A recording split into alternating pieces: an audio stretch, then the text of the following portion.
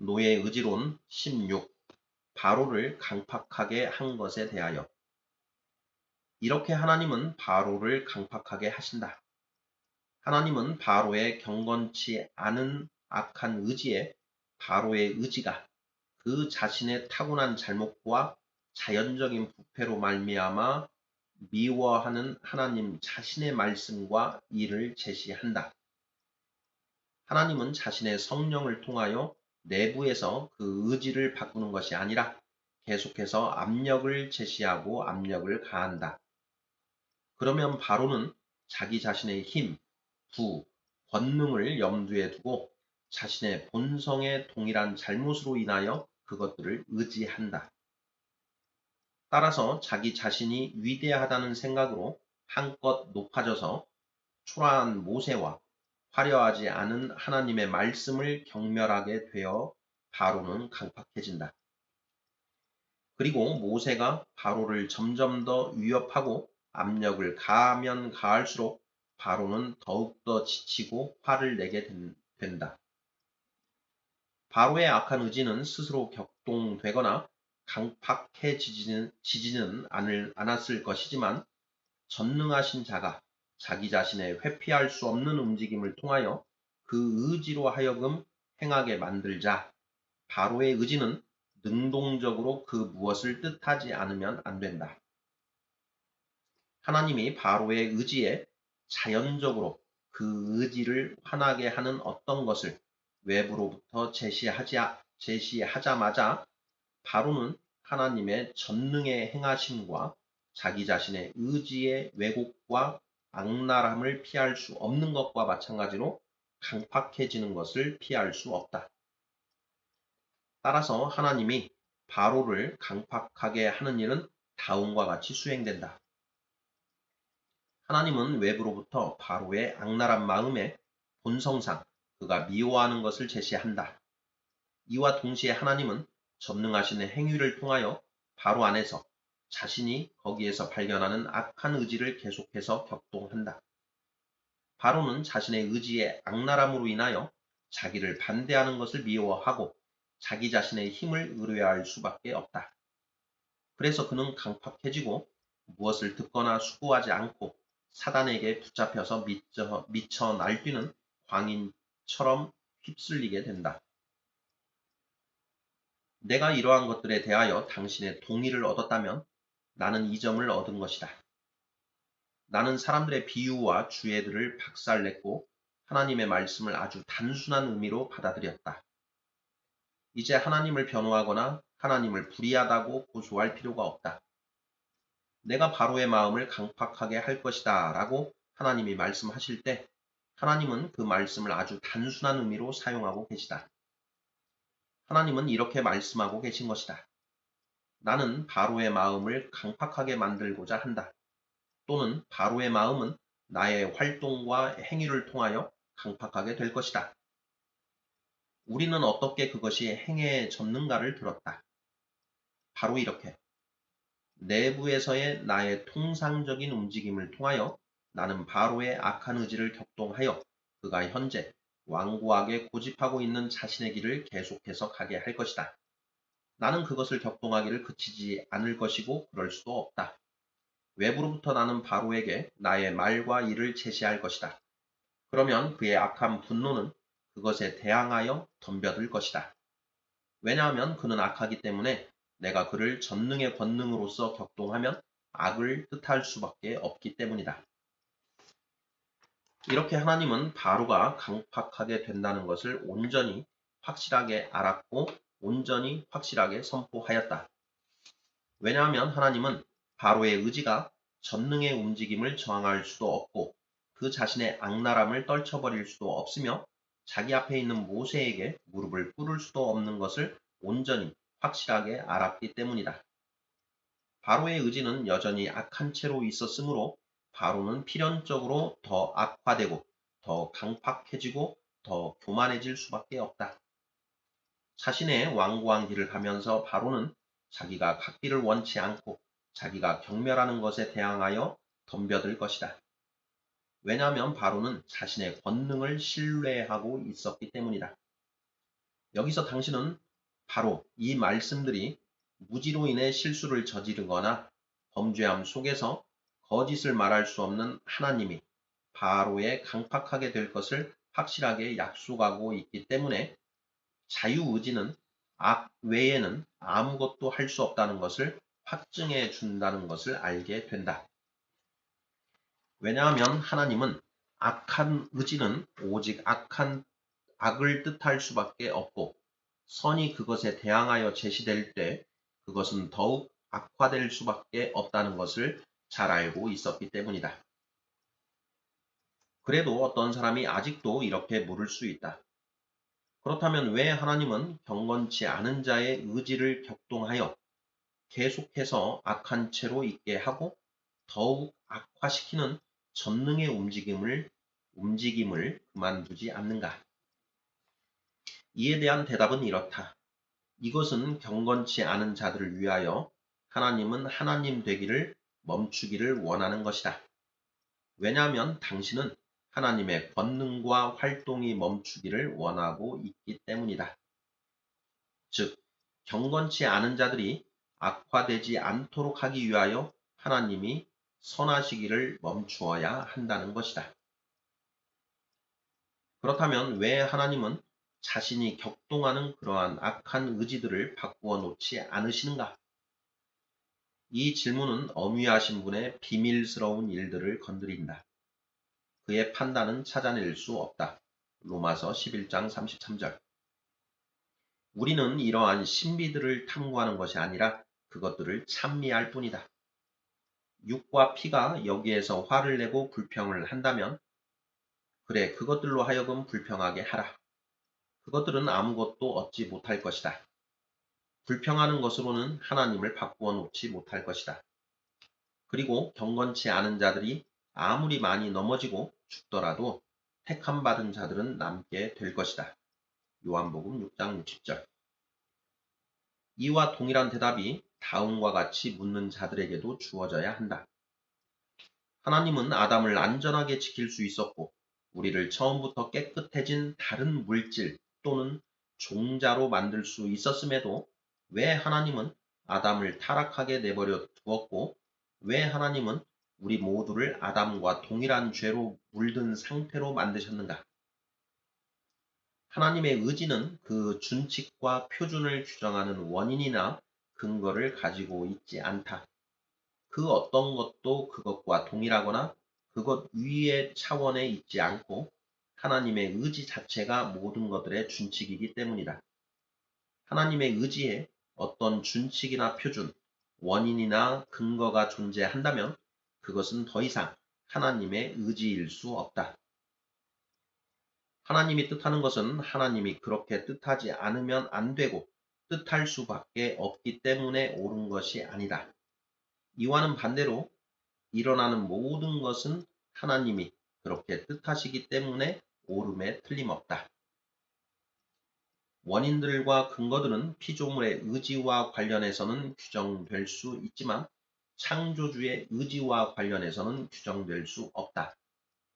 당신이 창조주 위에 또 다른 창조주를 두지 않는 한.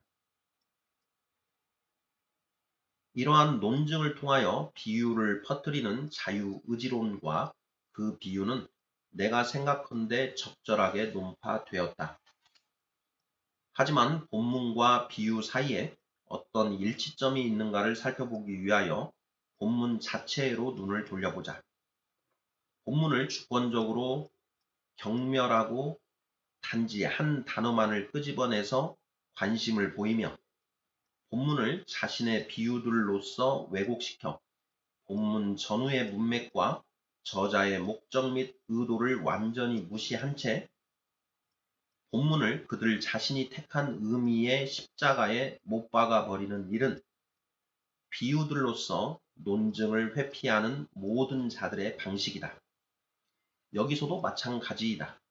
잠시 멈춰서 모세의 말의 취지와 목적을 알아보지도 않고 자유의지로는 내가 강팍하게 할 것이다 라는 어구를 본문으로부터 떼어내어서 그 어구가 전체 문맥에 다시 삽입되고 적절하게 맞추어졌을 때 어떻게 조화될 수 있을지를 생각하지도 않고 그 어구에 이의를 제기하며 자기 마음대로 해석해버리고 만다.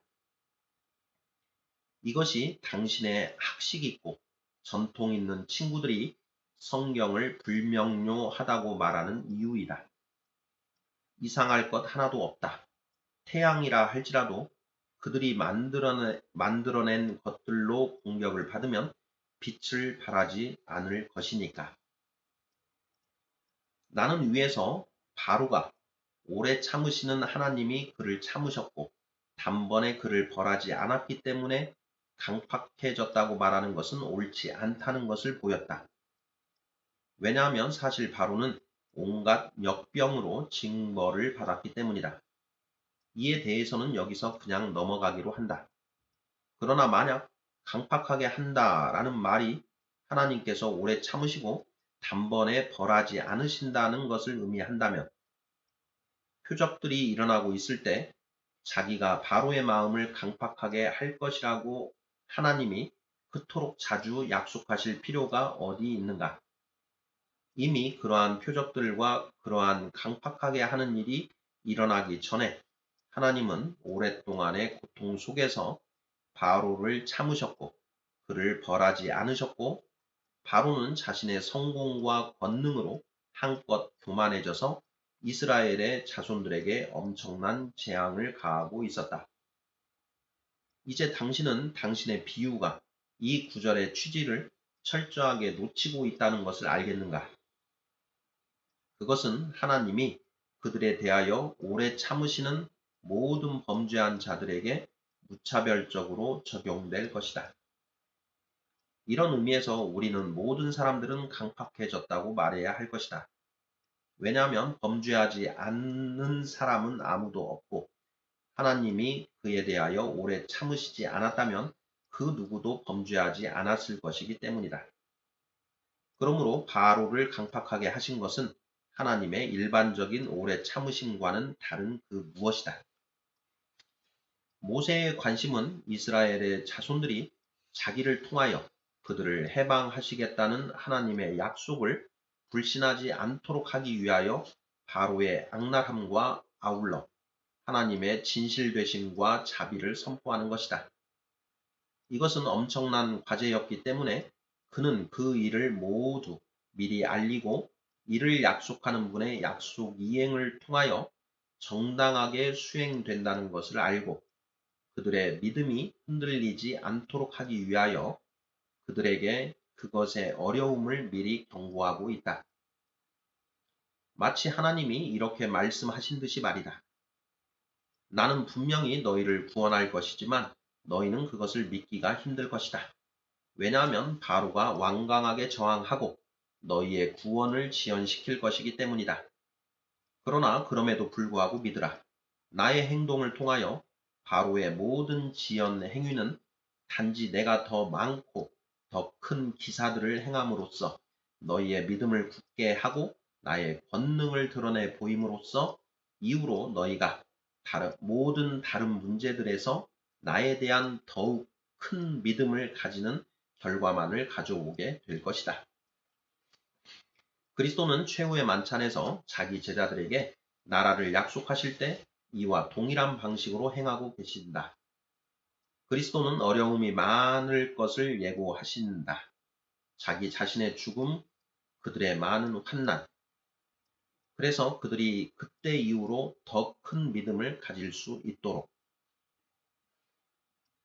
모세는 우리에게 이것이 다음과 같이 자기가 말하고 있는 것의 의미라는 것을 분명하게 보여준다.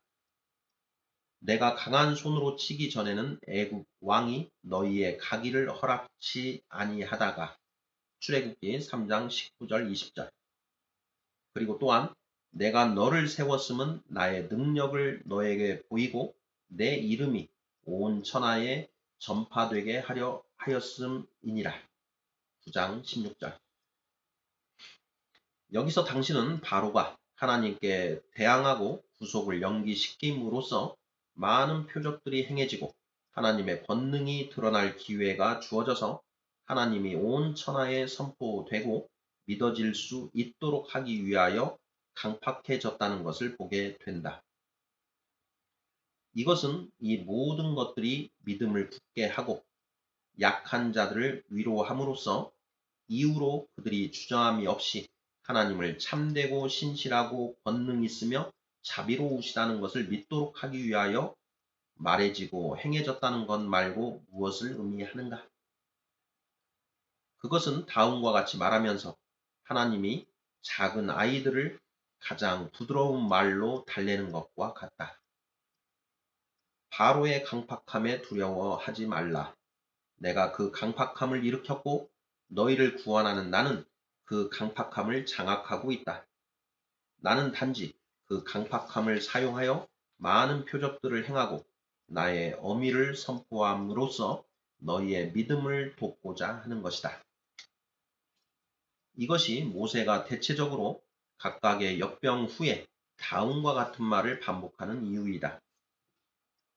그러나 바로의 마음이 강팍하여 그들을 듣지 아니하니 여호와의 말씀과 같더라. 출애굽기 7장 13절, 22절, 8장 15절, 9장 12절. 여호와의 말씀과 같더라 라는 말의 취지는 여호와께서 바로가 강팍하게 될 것임을 미리 예고하셨으므로 여호와의 말씀이 참되다는 것 말고 무엇이었을까? 바로 속에 어떤 돌이킬 힘이나 다른 길로 갔을 의지의 자유가 있었다면 하나님은 그렇게 확실하게 바로에 강팍하게 될 것임을 예고할 수 없었을 것이다. 그러나 보다시피 속이지 않으시고 속지도 않으시는 하나님이 그것을 보증하고 있다. 이것은 바로에 강팍하게 되는 일이 일어나게 될 것은 극히 확실하고 필연적이라는 것을 의미한다. 그리고 그렇게 강팍하게 되는 일이 인간의 힘을 전적으로 넘어서서 내가 위에서 말한 방식으로 하나님의 권능에 달려있지 않다면 그럴 수 없을 것이다.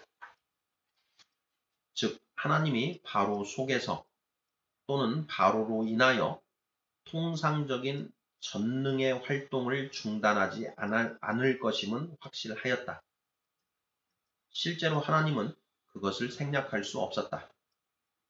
그리고 바로의 의지는 자연적으로 악하고 왜곡되어 있기 때문에 그것에 반하는 하나님의 말씀과 일에 동의할 수 없었다는 것도 마찬가지로 확실하였다.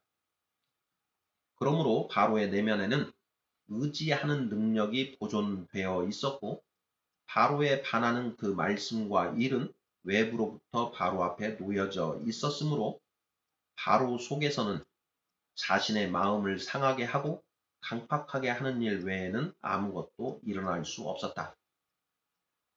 하나님이 바로 앞에 바로에 반하는 모세의 말을 놓아둘 때 바로 속에서 자신의 전능의 행위를 중단하였다면 그리고 바로의 의지가 자기 자신의 권능만으로 행할 수 있었다고 한다면 아마 그 의지가 어느 길로 향할 권능을 갖고 있었는지를 논할 여지가 있었을 것이다. 그러나 보다시피 바로는 자기 자신이 뜻하는 대로 행할 수밖에 없었기 때문에 자기 의지를 거스르는 일은 일어나지 않았다. 왜냐하면 바로의 의지는 자신의 뜻하지 않는 어떤 구속 아래 있는 것이 아니라 그 본성에 걸맞는 하나님의 활동에 따라 있는 그대로의 모습, 즉 악을 따라 자연적으로 뜻하지 않을 수 없기 때문이다.